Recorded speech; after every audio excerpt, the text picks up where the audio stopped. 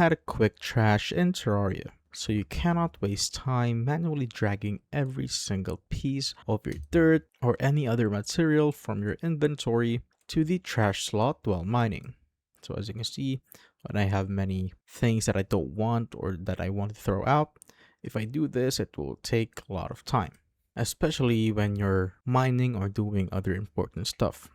So you must use the dedicated hotkey for inventory management.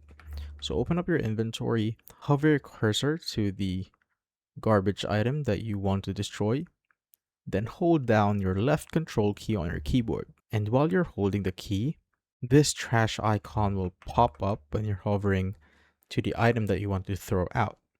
So if you look over my cursor, as you can see, it is changing to the garbage icon. Then what you want to do now is left click on your mouse, and it will instantly teleport it into your trash can slot.